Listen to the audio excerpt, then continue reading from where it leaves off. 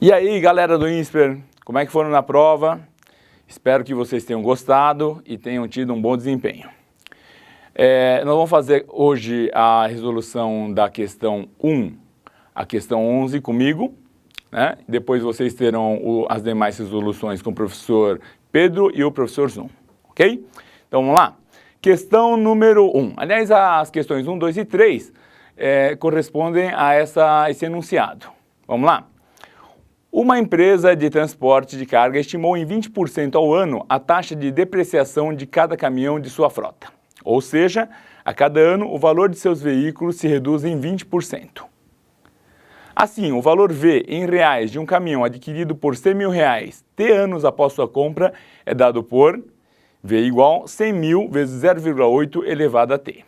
O gráfico a seguir representa os 3 primeiros anos dessa relação. Então observe o gráfico. No gráfico você pode notar que um ano após a compra, o caminhão está valendo R$80.000. E 3 anos após a compra, o caminhão está valendo R$50.000. Guardem bem esses valores, ok? Muito bem. Então o funcionário da empresa fez os seguintes cálculos para calcular a depreciação do caminhão. Então ele calculou 3 anos, 20% de depreciação por ano, 60% de depreciação.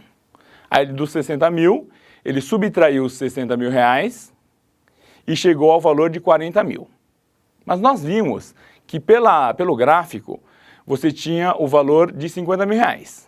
Então ele pergunta, qual a diferença do valor calculado pelo funcionário e o valor dado pelo gráfico, ok? Bom, então você tinha R$50.000 pelo gráfico, R$40.000 que o funcionário calculou, a diferença é de R$10.000 para baixo. Ou seja, a alternativa B.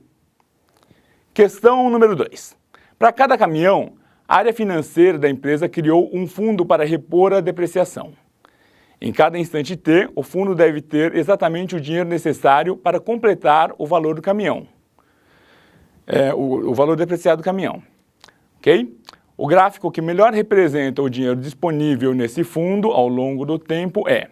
Bom, você se lembra que um ano depois, o caminhão valia R$80.000. E 3 anos depois, o valor era de R$50.000. Então você precisa ver entre os gráficos qual que completa R$20.000 no primeiro ano e qual que completa R$50.000 no terceiro ano, ok? Então, olhando para as alternativas, você tem a alternativa E. No primeiro ano, completa R$20.000, no terceiro ano, completa R$50.000. Ok? Muito bem. Questão número 3. Pela política da empresa, quando o valor de um caminhão atinge 25% do valor pelo qual foi comprado, ele deve ser vendido, pois o custo de manutenção passa a ficar muito alto. Considerando a aproximação log de 2 igual a 0,3, os caminhões dessa empresa serão vendidos aproximadamente com quanto tempo? Vamos ao cálculo. Então, você tem o valor do caminhão 100.000 vezes 0,8 elevado a T. Ou seja, com 25% do valor, você tem 25.000, que vai ser 100.000 vezes 0,8 elevado a T. Ou seja, simplificando, você tem 1/4 igual a 0,8 elevado a T. Então, o T vai ser o quê? O logaritmo de 1/4 na base 0,8. Usando as propriedades de mudança de base, você chega então que esse T vale 6 anos, ok? Outra resolução possível seria usando o gráfico da questão anterior, né? No gráfico E, da alternativa E, você poderia jogar aí o valor da depreciação e chegar então à alternativa C, ok? Muito bem. Continuando, questão 4. No gráfico abaixo estão representadas duas funções polinomiais do segundo grau, f de x e g de x. Ou seja, as curvas são duas parábolas. Ok? Estão vendo aí os dois gráficos? Muito bem.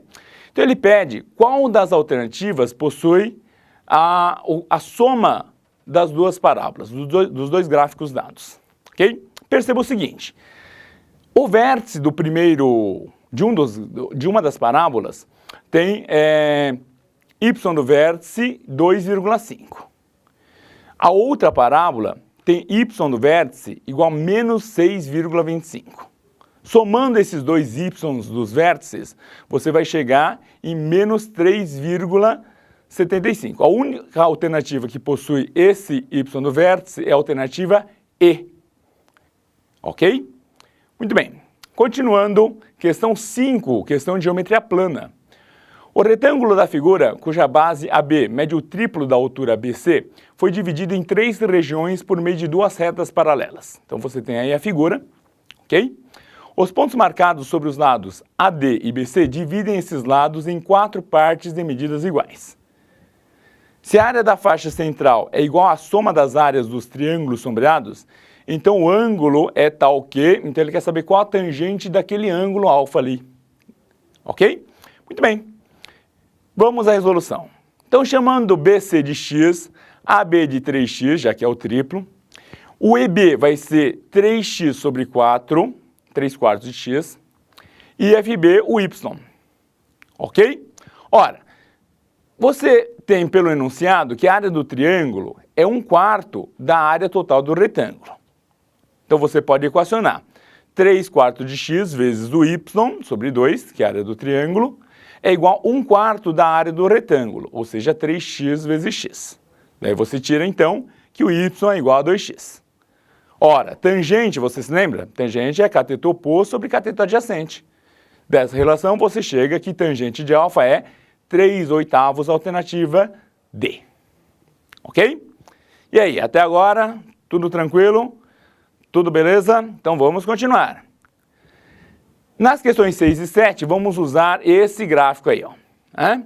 Então, o gráfico a seguir mostra as vendas bimestrais em unidades monetárias de um fabricante de sorvetes ao longo de 3 anos e meio.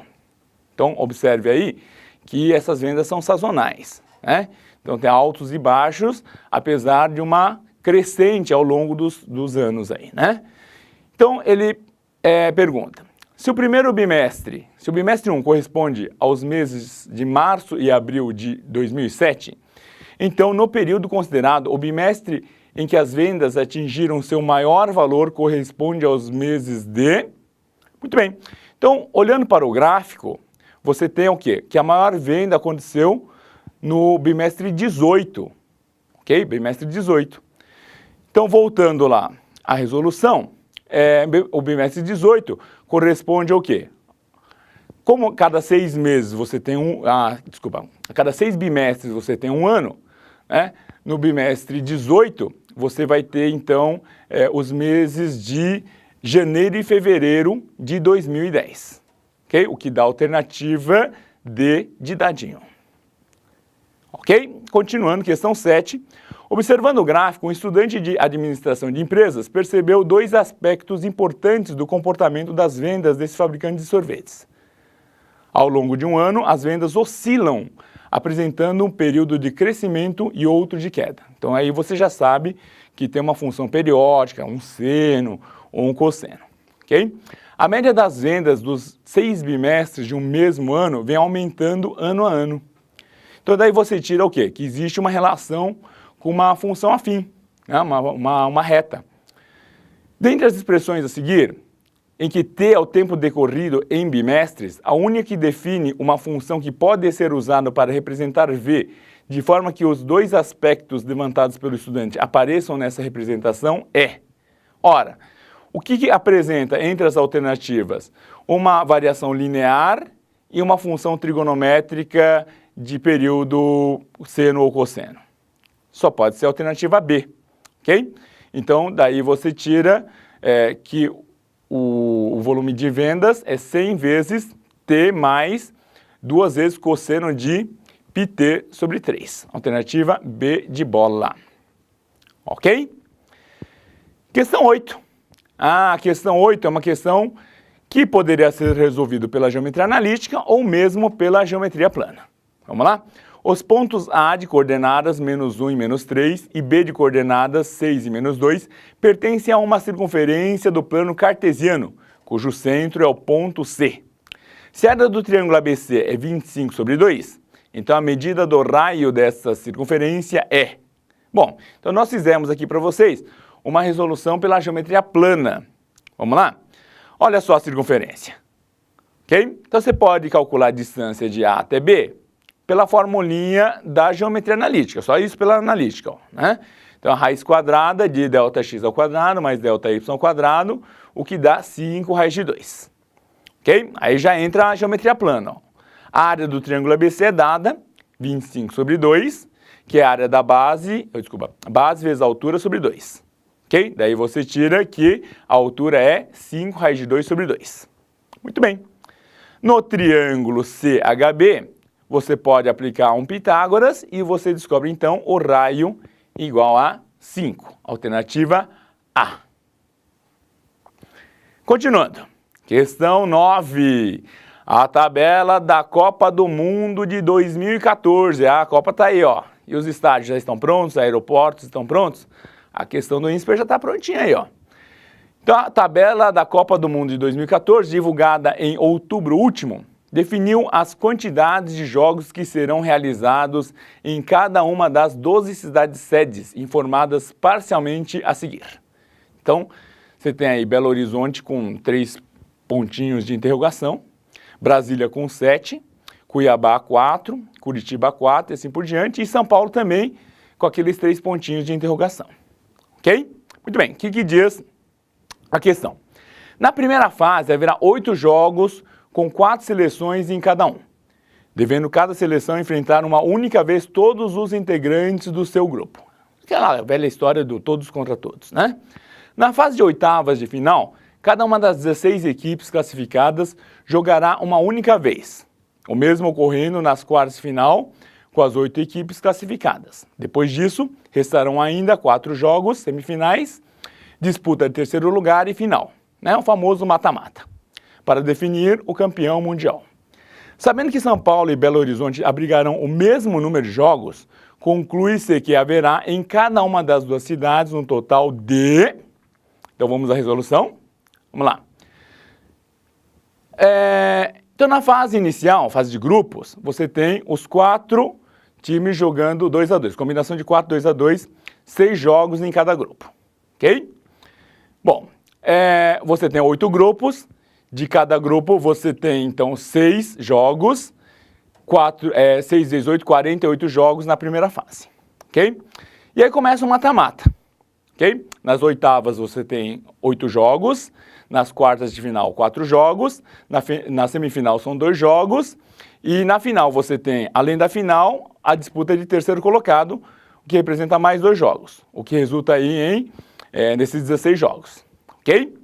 Então você terá 48 jogos na fase de grupos, mais 16 jogos, o que dá 64 jogos. Voltando à tabelinha, você tem uma soma de 52 jogos, mais os jogos de São Paulo e Belo Horizonte. Então vai dar 52 mais 2x igual ao total de 64 jogos, o que dá então x igual a 6. 6 jogos em cada uma dessas cidades, alternativa C. Ok? Questão 10. Vamos lá? Um grupo de pesquisadores estudou a relação entre a presença de um gene A em um indivíduo e a chance desse indivíduo desenvolver uma doença X, que tem tratamento, mas não apresenta cura. Os dados do estudo mostraram que 8% da população é portadora do gene A e que 10% da população sofre da doença X. Além disso, 88% da população não é portadora do gene A, nem sofre da doença X. De acordo com esses dados, se uma pessoa sofre da doença X, então a probabilidade de que seja portadora do gene A é... Muito bem. Então você pode completar uma tabelinha. Olha que tabelinha legal. Então você tem nas colunas, né? Portador do gene A, não portador do gene A e o total. Nas linhas... que apresenta a doença X, o que não apresenta a doença X e o total também. Então, completando essa tabelinha, você vai chegar que portador do gene A que contém a doença X representa 6%. Num total de portadores da doença X, que é 10%. Ok? Então, a probabilidade pedida é 6% sobre 10%, o que dá 60%, alternativa E. Ok? Muito bem. As questões 11 e 12 dependem desse enunciado aqui, ó. Os espaços retangulares onde são indicados os algarismos no mostrador de um relógio digital são compostos por 7 barras luminosas que podem estar acesas ou não, dependendo do algarismo que está sendo representado.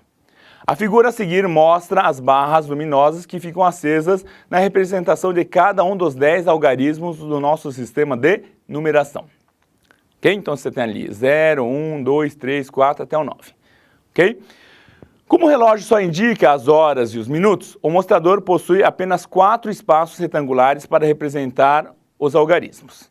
Assim, ao longo de um dia, o relógio faz 1.440 indicações diferentes de horários, começando por 0 hora, 0.00, e terminando em 23 horas e 59 minutos. Muito bem, suponha apenas nessa questão que o relógio esteja com um defeito. Em cada um dos 4 espaços do mostrador, há uma barra luminosa que não está acendendo. Nos 4 espaços, a barra defeituosa está localizada na mesma posição do retângulo. Assim, se o relógio estiver marcando essa numeração esquisita que ficou aqui, né? Conclui-se que o horário indicado é. Então perceba que no primeiro aqui, ó, deixa eu indicar aqui o primeiro, né? Qual que pode estar faltando? Só pode estar faltando para completar o 0 aqui, né? Porque no primeiro não pode ter 6. Então só pode estar faltando essa barrinha aqui, ó. Essa barrinha aqui, ó. Opa. Essa barrinha. Ok? Então se está faltando essa barrinha aqui, na segunda só pode ser quem? O 3. Que está faltando ali.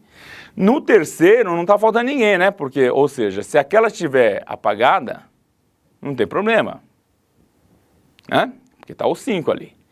E na quarta, faltando essa barrinha, então, na verdade, está o 2.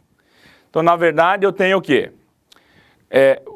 3, né? Então, voltando ali, você tem 3 horas e 52 minutos. Né? Então, chegamos à conclusão, 3 horas e 52 minutos. Ok? Alternativa A de amorzinho. Ok? E chegamos à última questão que eu vou resolver com vocês. Dependendo do horário indicado no relógio, o número total de barras luminosas que estão acesas é diferente. Por exemplo, às 13 horas, o total de barras luminosas total de barras luminosas acesas é dado por 2 no número 1, né? No algarismo 1. Você tem 5 barrinhas no 3, 6 barrinhas acesas no 0 e 6 barrinhas acesas no 0 também, ou seja, 19. Ao longo de um dia, pode-se observar 25 das 28 barras luminosas simultaneamente acesas por um total de. Então, quais são os horários que acendem 25 das 28 barras? Vamos lá? Então, os horários são esses, ó, 0008. Então, se você calcular aí, você tem 25 barrinhas acesas. Ok? 6 horas e 8 minutos. 9 horas e 8 minutos. 8 horas e 6 minutos. Ou seja, se você contar aí todos os horários que contêm 25 barrinhas acesas, você vai ter 9 horários possíveis, ou seja, durante 9 minutos você terá as 25 barrinhas acesas, o que dá a alternativa E. Ok? Muito bem, você vai ficar então com o restante da resolução com o professor Pedro e com o professor Zoom. Espero que você tenha tido um bom desempenho. Um abraço.